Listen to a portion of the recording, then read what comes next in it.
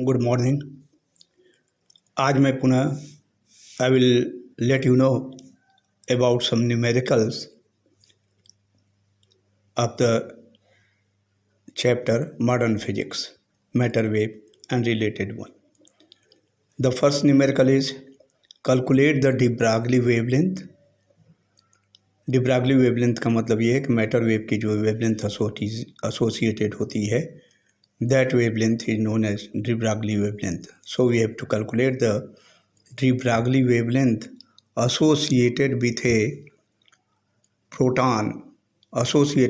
proton moving with a velocity equal to 1/20th of the velocity of light. एक proton जो 1/20th of the velocity of light से चल रही है, तो उसके साथ कितना डी ब्रागली वेवलेंथ एसोसिएटेड होगा ये निकालना है। We know that the de Broglie wavelength lambda is given by lambda is equal to h by mv. m is the mass of the particle and the particle is proton, so mass of the proton. v is the velocity of the proton and h is the Planck's constant. Using this expression we can get the value of the de Broglie wavelength lambda.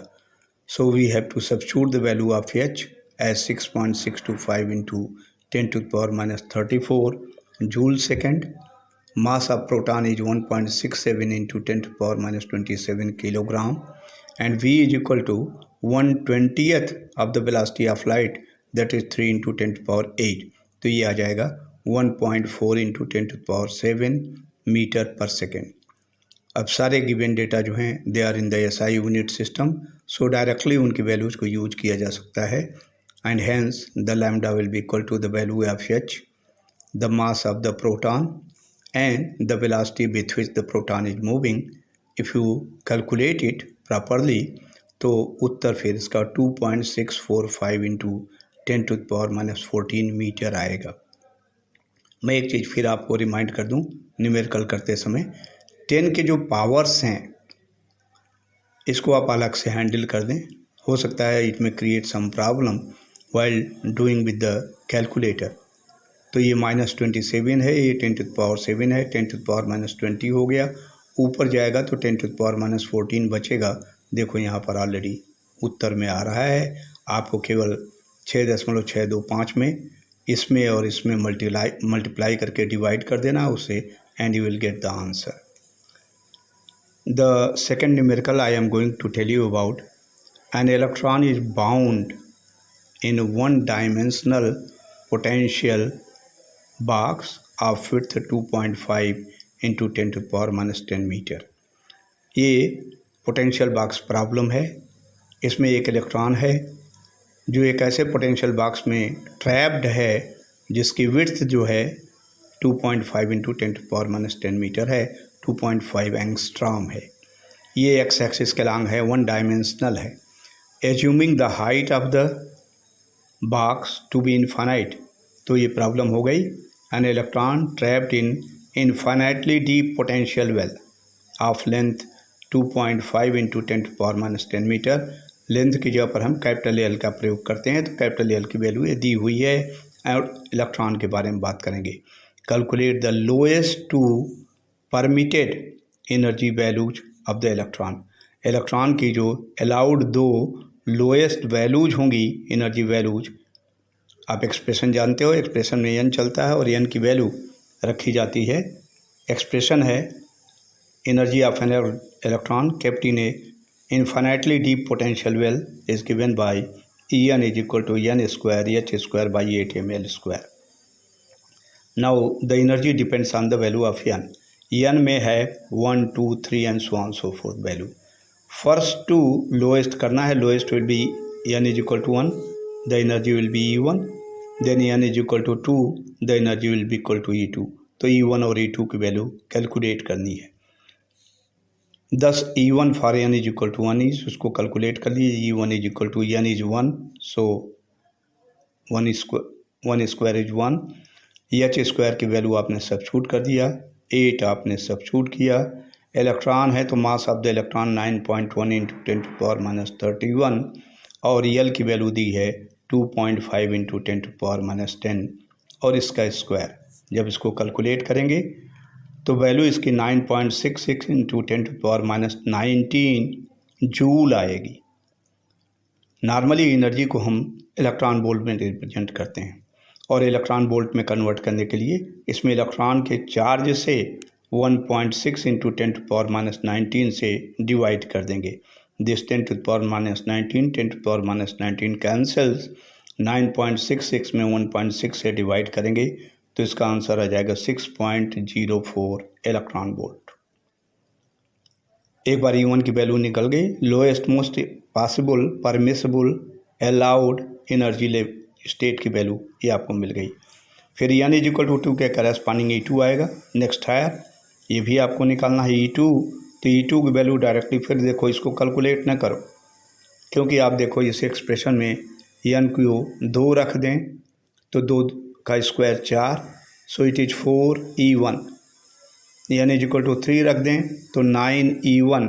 तो once you have determine the value of E1 तो directly 4 times of E1 if you do the value of E2 will be obtain, और E2 की value 24.16 electron volt आती है।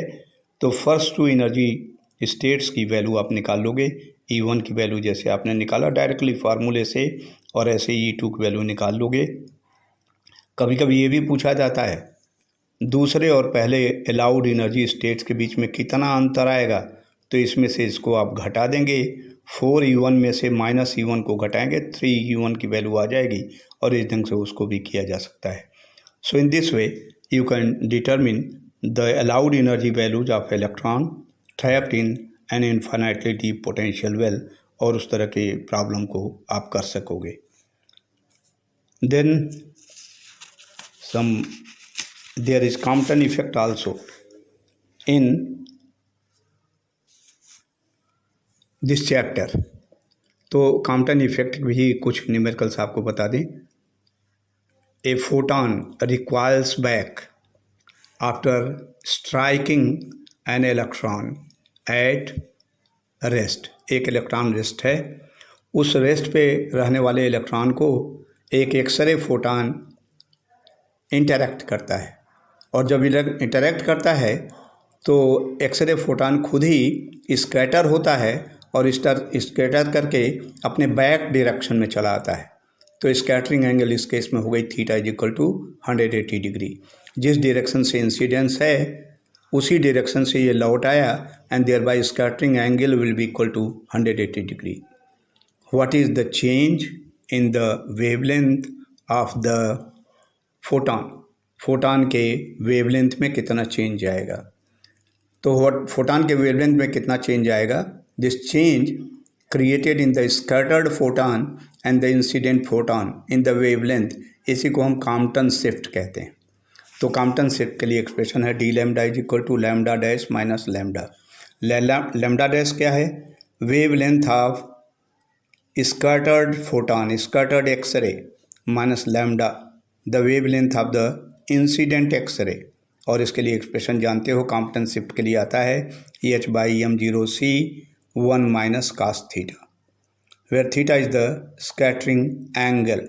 Scattering angle आपके case में दिया हुआ है, रिक्वायल कर जाता है, बैक कर जाता है, तो थीटा की वैल्यू 180 डिग्री है। cos 180 की वैल्यू आप जानते हो -1 होता है, यहाँ सब्स्टिट्यूट करोगे तो 1 - 1 इसके ब्रैकेट की वैल्यू 2 हो जाएगी, और 2 करके H की वैल्यू रखें, m0 mass of the electron रखें, C की वैल्यू रखें 3 × 10⁻10, तो इस ढंग से कॉम्पटन शिफ्ट की वैल्यू आ जाएगी 0.0486 एंगस्ट्रॉम। तो इस तरह से इस न्यूमेरिकल को किया जा सकता है। मैं पुनः एक चीज़ बता दूं आपको, कॉम्पटन शिफ्ट में हालांकि हम लोग डिस्कस कर चुके हैं, यह जो कॉम्पटन शिफ्ट की वैल्यू आती है, it does not depend upon the wavelength of the incident x ray, the energy of the incident x ray, इस पर डिपेंड नहीं करता है। और किसके इलेक्ट्रॉन से स्ट्राइक कर रहा है, एल्युमिनियम का है, कार्बन का है, इससे मतलब नहीं होता है, उसका भी इंडिपेंडेंट होता है। केवल एक चीज़ पे डिपेंड करता है, एंगल ऑफ स्कैटरिंग पर ये डिपेंड करता है। तो आपने कैलकुलेट कर लिया। एक दूसरी प्रॉब्लम है कैलकुलेट कॉम्पटन शिफ्ट। यहाँ भी कॉम्पटन शिफ्ट ही आपको निकालना है, जिसके लिए एक्सप्रेशन ऊपर आप डिस्कस कर चुके हो। If x rays of lambda is equal to 1.00 angstrom.